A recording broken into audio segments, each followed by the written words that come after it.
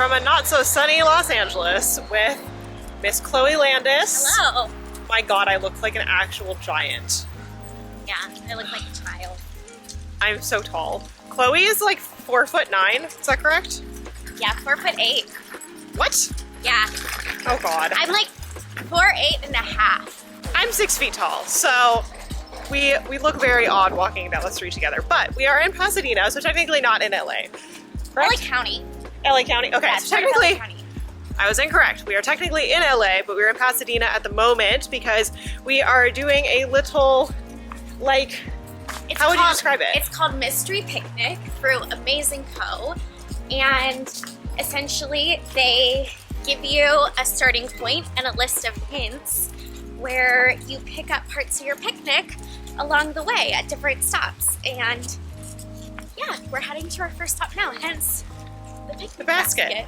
Yeah, so we're doing like a little day date, little friend date today. And I am here in LA visiting Chloe. I just realized I haven't actually told you what I'm doing here. I am here visiting Chloe, and then I'm actually gonna go see some of my old professors from UCLA, which I'm really excited about. I haven't been back to LA basically since I graduated. I think I was in LA once during the pandemic, but I haven't been back since then. And it's nice to get to hang out with Chloe and get to enjoy the sunshine, except today it's a little overcast, but that's okay. So we're gonna head to the first stop and take you along for our little daytime adventure and see what treats are in store for the scavenger hunt.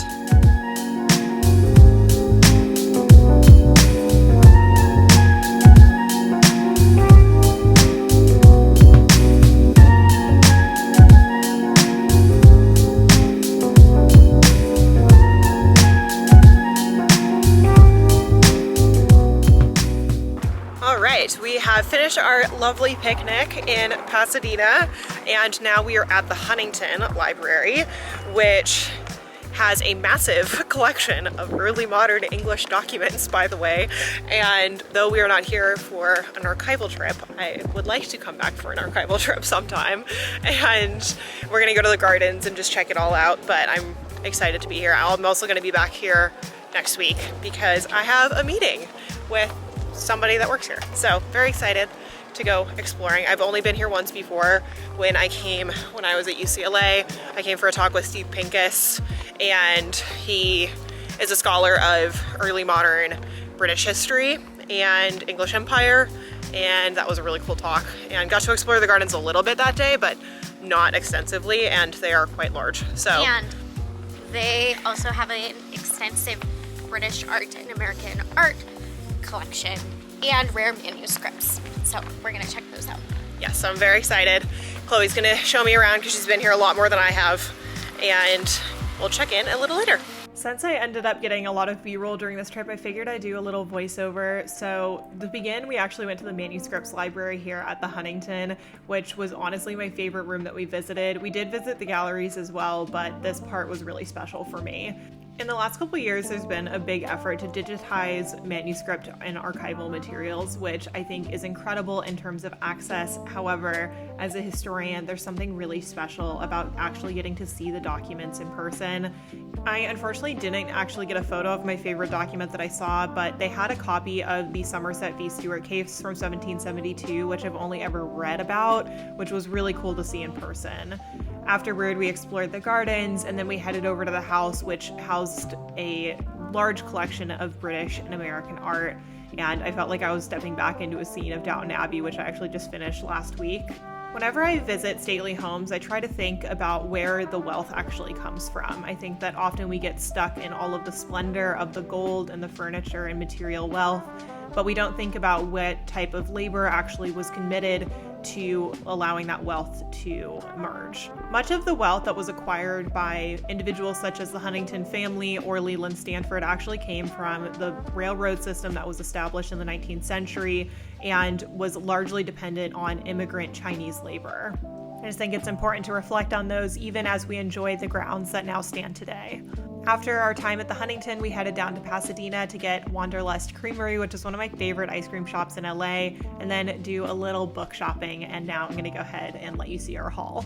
Well, we went to the Huntington and then we went and got ice cream back in Pasadena at one of my favorite ice cream shops from when I was living in LA, which is called Wanderlust for anybody that's visiting. And then we went a little crazy at the bookstores.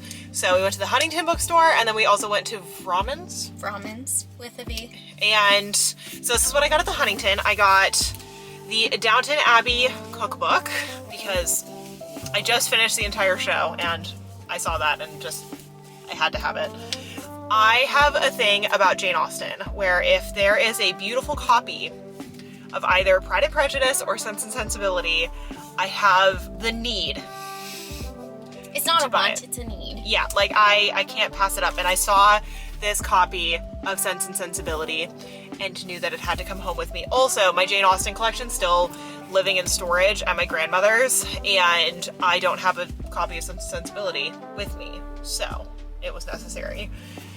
Then I also got Remaking English Society, Social Relations and Social Change in Early Modern England, which is an edited volume, and the cover is stunning. And also I'm telling myself, I'm justifying it, because, you know, research.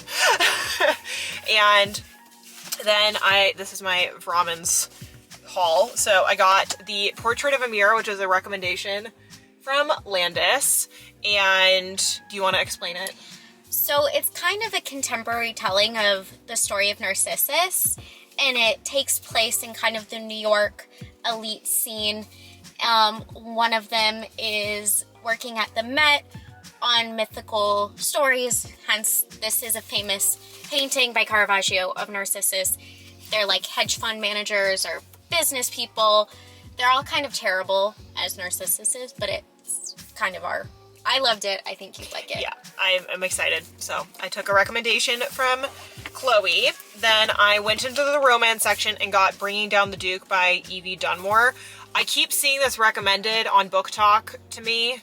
I was reading the first Bridgerton and I just keep seeing this popping up, so I figured I would give it a shot. I'm also trying to read more fiction as my reprieve from comprehensive exams.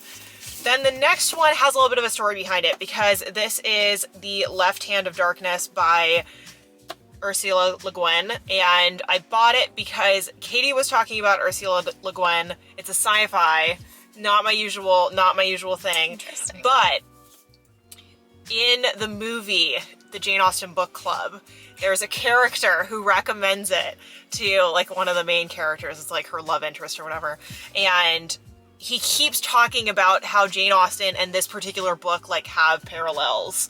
And so I'm not usually a sci-fi person, but now it's been recommended that I read Ursula Le Guin, 1, by watching that movie, and 2, because of Katie. So I'm gonna read this and check it out because it's very outside of my comfort zone, but I'm interested to see what my reaction is to it.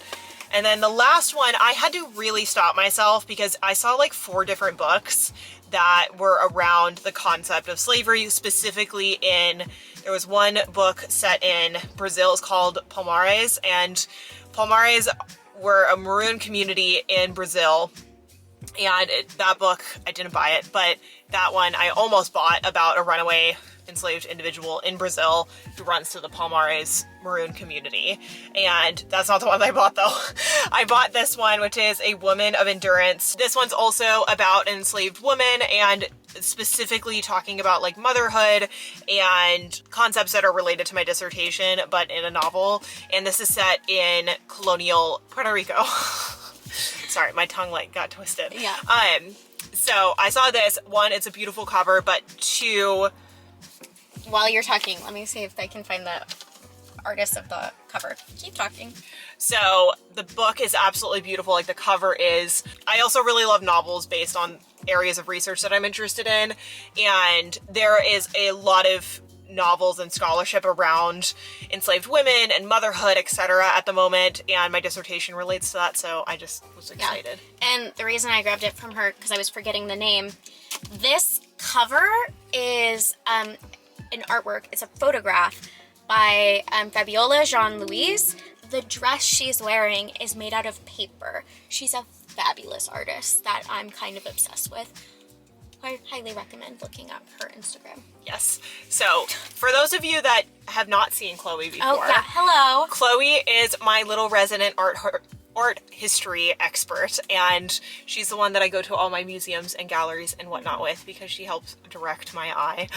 Yeah. And she is going to show her selections of books that she bought over on her YouTube channel. So I'm going to link her down below as well as in the card in the corner. So go ahead and go check out her channel for recommendations about books and things. So anyway. Good morning from Chloe's apartment. It is now Sunday.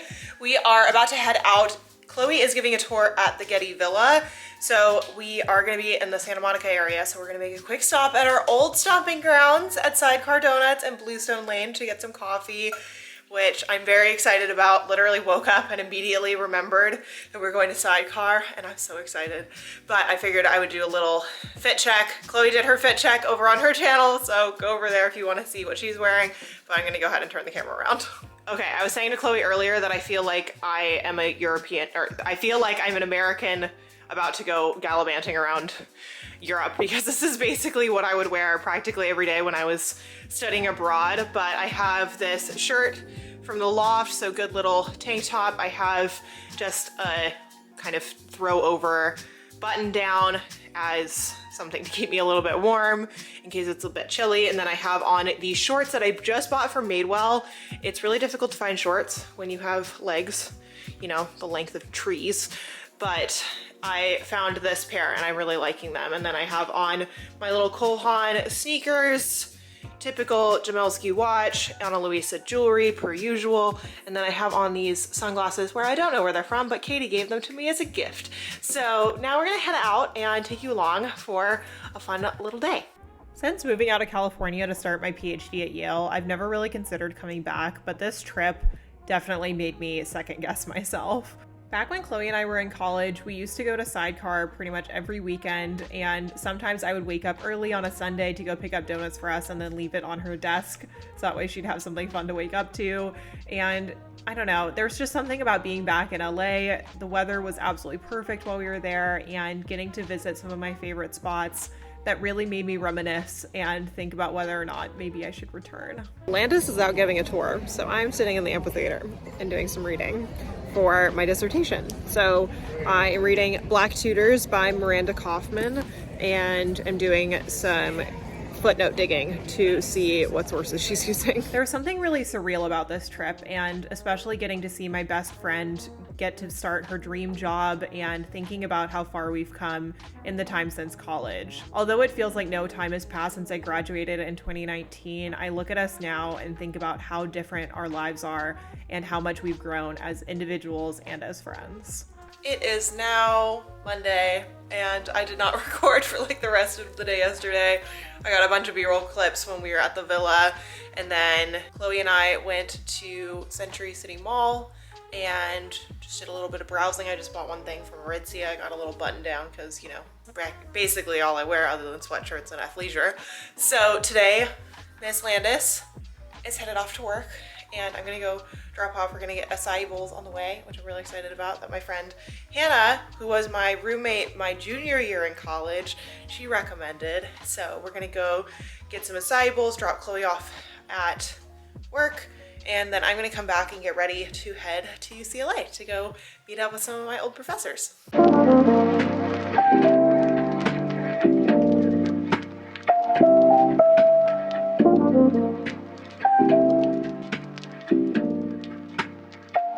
I am back on campus in my Bruin Blue.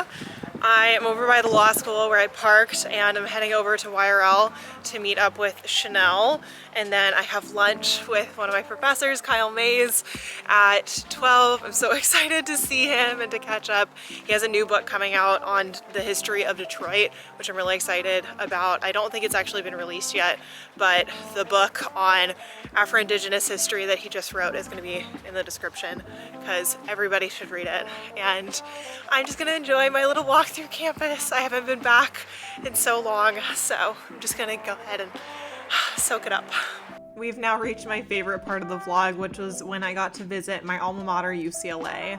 Here's the sunken garden on the way to YRL. YRL is the research library on campus. I used to spend hours here and would get up really early in order to save my spot. This was my favorite spot in the stacks. I got so excited seeing my favorite sections, and I just love this campus so much. UCLA not only gave me an incredible education and the foundation I needed in order to pursue graduate study, but I just made so many incredible friendships here, and I'm so thankful that I got to go to such an incredible school. I'm back in the Kirchhoff courtyard. It feels so weird to create a UCLA vlog, considering the last time I created a UCLA vlog was 3 years ago.